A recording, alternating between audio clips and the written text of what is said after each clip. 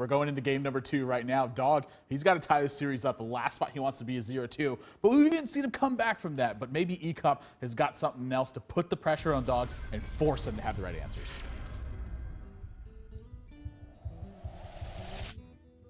Woo! Ek0p's just running it back, and I'm sorry, Dog's just running it back here. Yeah, Ek0p coming out swinging every step of the way. Love to see this from him. Turn up the heat. Make Dog have the right answers. This is such a beautiful. I love to see players play Hearthstone this way. Yeah, I actually love this deck that Ek0p's playing. I've been playing it a ton myself here over like the last week.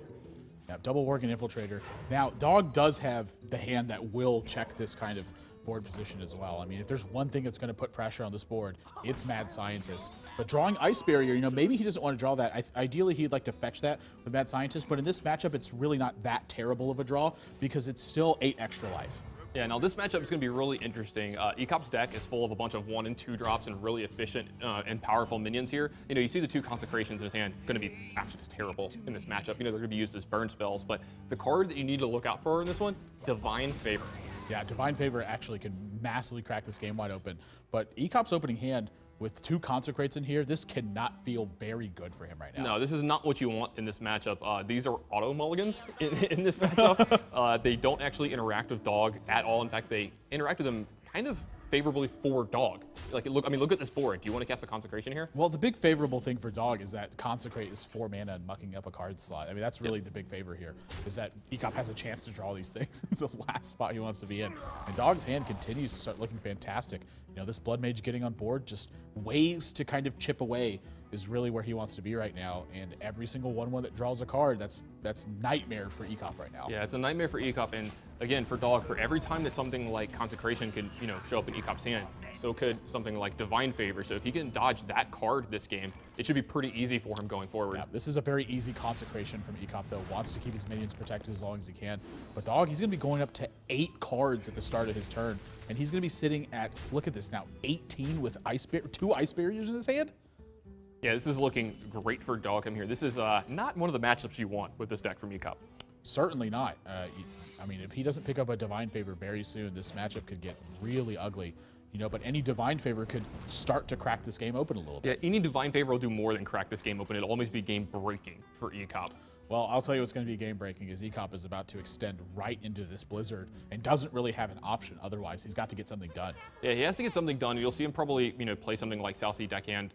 And then, yeah, I was going to say Hero Power here, just kind of, you know, extending a little bit here, you know, just getting enough pressure in as he can, because he knows that this game is going to go long, and anytime he draws Divine Favor, it's going to be huge for him, and he knows he has to deal a ton of damage going forward from here, because, you know, this Ice Barrier is going to gain him, Dog, another 8, so he has to push at some point. You have to have that, you know, that good balance in there. Yeah, this really just is a spot where he doesn't have the option to play around stuff like Blizzard. His deck is not built to handle cards like this. This is why Freeze Mage is so good versus these kinds of strategies, is these massive, sweeping, punishing effects. And that's why you have cards like Divine Favor in these decks. It's like you have to have some kind of recovery spell to go forward from these.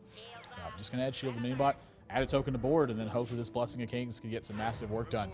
But again, Dog's hand so well equipped to handle what's happening. I mean, there's a possibility you see Doomsayer here just as a tempo play. Oh, I actually like Doomsayer a lot here.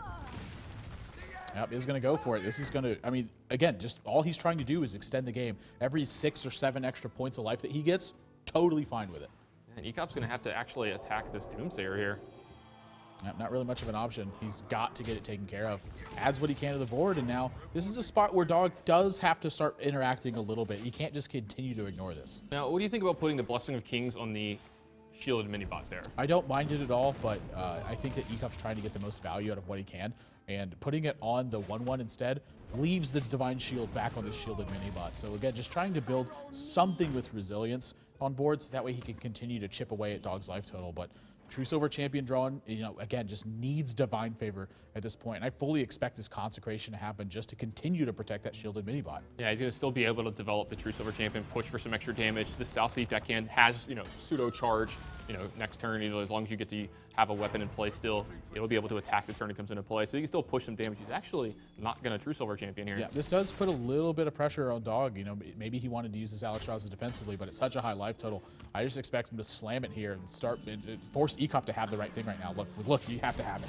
Yeah, well, with both Consecrations out of Ek0p's deck, he can't do something like equality and consecration, you'd have to give him a minion as well. So I think Dog's perfectly okay with this from here. Yeah, this matchup just ended up, this is a complete turnaround from last game. Dog had the answers to this one. And this deck usually well equipped to handle this kind of pressure. And you're seeing it illustrated right here. This is why this deck is so dangerous. Ek0p has no way to effectively get rid of this Alexstrasza. He just has to hope that Dog's hand has no burn in it. But look at that fistful of burn, man. We're going to game 3 tied up. Yeah, we're going to game 3. This is what Dog needed to do in game 1 against Ek0p. You know, in that one, so he'd be up 2-0 in this match if he had one of these kind of hands. Now that being said, we might have seen Ek0p change strategies had he, you know, lost the first game against Freeze Mage. Maybe he would have brought something a little bit more prepared for it. Again, I like the strategy, but this is what happens when players build their decks to beat these kinds of decks. It is a steamroll in this one. Dog full control the entire time. Yeah.